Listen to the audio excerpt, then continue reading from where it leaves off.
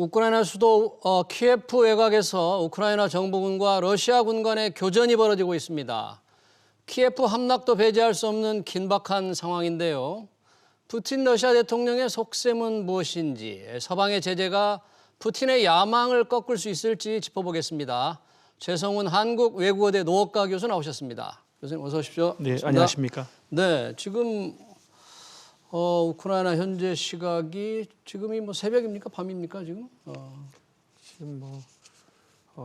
지금 뭐 전문 새벽이 되겠습니다. 예. 폭발음도 여전히 들린다 그러는데 현재 상황 어느 정도 지금 러시아군이 진격을 했는지 우크라이나와 뭐 이게 교전 상황은 어떤지 현재 상황은 어떻습니까? 시시각각으로 변하기 때문에 제가 뭐 정확하게 말씀드릴 수는 없을 것 같고 전체적으로 23일부터 러시아가 작전을 시작했고요.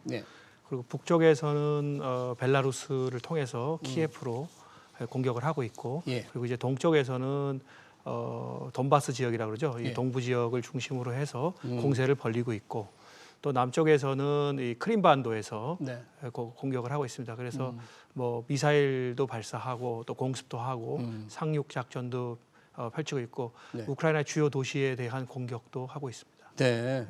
그러면 우크라이나의 지금 대항, 우크라이나의 반격, 우크라이나 작전은 지금 어떻게 되고 있습니까?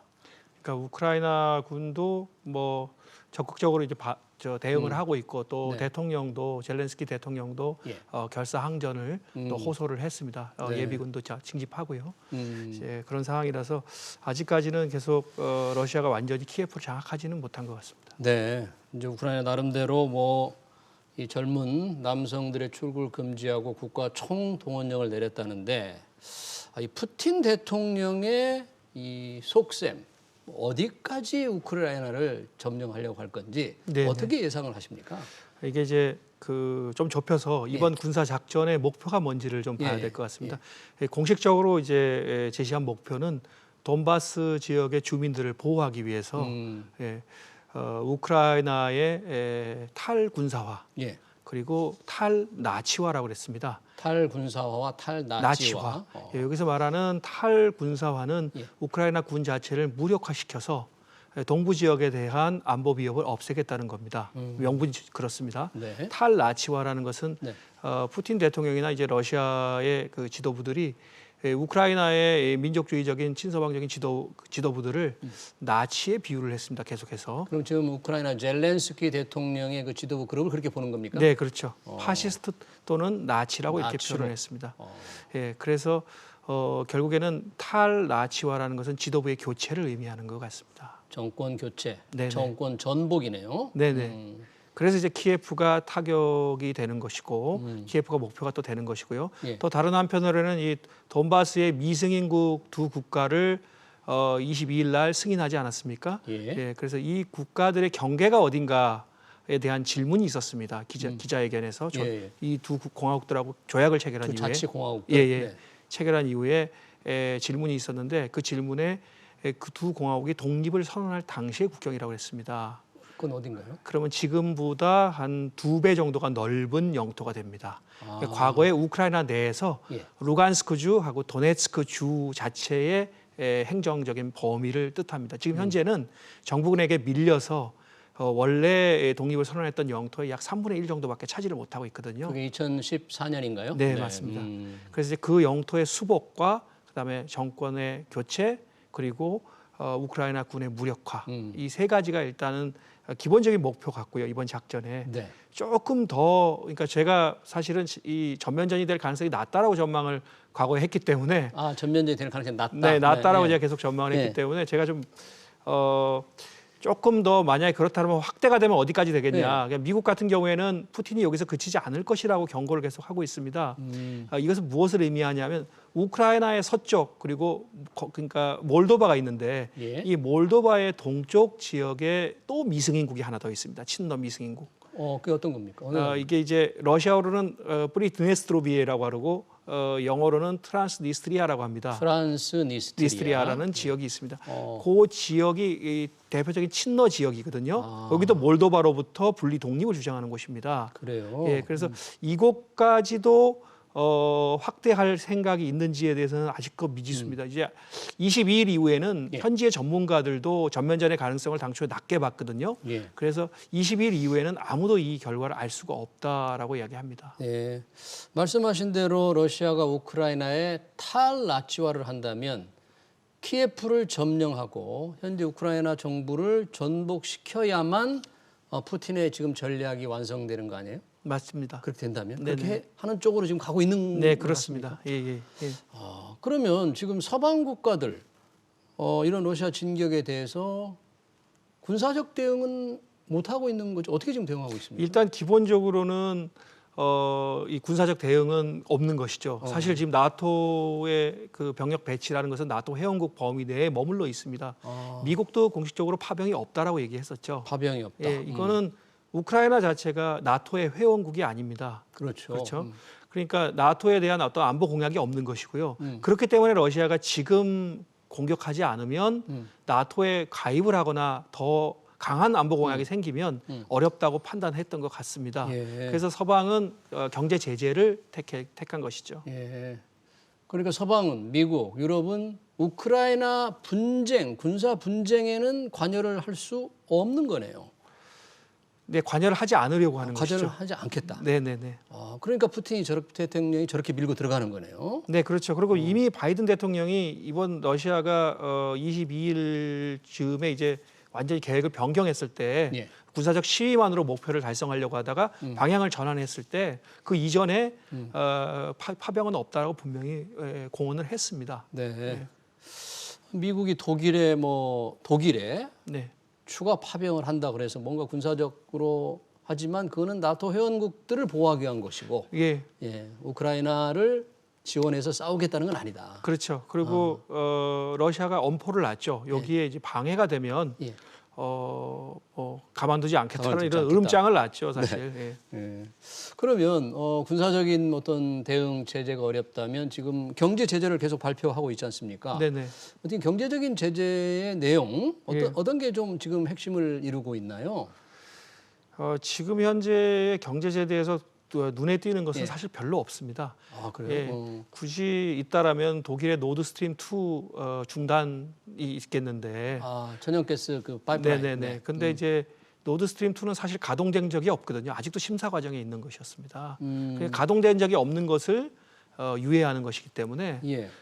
큰 의미가 좀 없어 보입니다. 아직까지는 그래서 미국 내에서도 제재를 좀 더 강화해야 된다라는 주장들이 좀 많이 있는 것으로 알고 있습니다. 네. 사실은 실질적으로 러시아를 괴롭힐 수 있는 것은 국제 결제망에서 퇴출시키는 거거든요. 이제 스위프트에서 국제 결제망에서. 그렇죠. 이제 거기서 퇴출시키는 것인데 이렇게 되면 러시아가 대외 교역에서 거래 자체가 불가능해집니다. 러시아 은행들이. 예. 그러면 이 피해는 유럽 국가들에게 고스란히 돌아가거든요.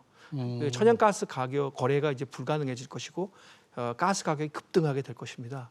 이런 여러 가지 재반 문제들이 있고요. 그 다음에 또 하나를 괴롭힐 수 있는 것은 이 올리가르크라 그러죠. 이제 러시아의 그 부호들, 네. 부호들의 해외 은닉 재산을 이제 동결시키는 이런 해외 방식이 은닉 재산? 있습니다. 근데 이거는 찾기가 매우 어렵뿐만 아니라 그리고 이제 자국과 밀접한 아마 연계가 있을 겁니다. 여러 뭐 정계라든지 재계라든지. 그렇게 되면 이제 자국의 내부 문제로 비화될 가능성이 있습니다. 결국 이 두 가지를 건드리지 않는 한은 나머지 제재들은 이미 그리고 미국은 충분한 제재를 하고 있습니다. 러시아에 대해서 2014년부터 시작해서 제재를 하고 있고 더 한다면 이제 이런 제재들이 있을 수 있는 것이죠. 네. 그러니까 현재 러시아 부호들의 해외 은닉 재산 동결 이거는 이루어지지 않고 있고 국제 결제망에서 러시아를 빼는 것도 아직 이루어지지 않고 있다. 그건 우크라이나가 간절히 원했던 것인데 제가 알기로는 독일이 반대하는 것으로 알고 있습니다. 그래요? 예. 그럼 바이든 대통령이 왜 첨단 제품이라든지 부품의 러시아 수출을 중단하고 또 주요 은행 4곳의 대외거래 결제를 금지했는데 이 정도의 제재는 러시아에 그렇게 아프지 않나요? 러시아 사람들한테 물어보면요. 예. 2014년에 이미 제재가 시작됐을 때 예. 이 제재가 얼마나 갈 것 같냐고 제가 물어봤습니다. 네. 근데 우리가 생각했을 때는 뭐 한 5, 6년 생각하지 않겠습니까? 네. 러시아 사람들은 10년에서 20년 얘기하더라고요. 아, 그러니까 지난 100년간 제재가 없는 기간이 불과 자기들에게는 2, 30년밖에 없었다라고 얘기합니다. 그래서 푸틴 대통령이 이것을 결단했을 때는 오늘도 경제인들하고 함께 이야기를 했더라고요. 이게 푸틴 대통령이요? 예, 이번 조치가 불가피한 조치였다는 것을 이제 설명하고 예. 양해를 구하더라고요. 예. 근데 이미 러시아는 어느 정도 준비도 하고 내성도 가지고 있고 또 뭐 제가 좀 지적한다라면 예. 그 수입 대체 산업을 집중적으로 육성해 왔고요. 아, 그리고 그 유럽에 대신해서 중국이라는 에너지 수출 시장의 대안적인 수출 시장도 확보한 상태고 아. 그리고 외환 보유고나 이제 교역에서 탈달러화를 적극적으로 추진했습니다. 아, 달러 의존도를 많이 낮췄나요? 네네네.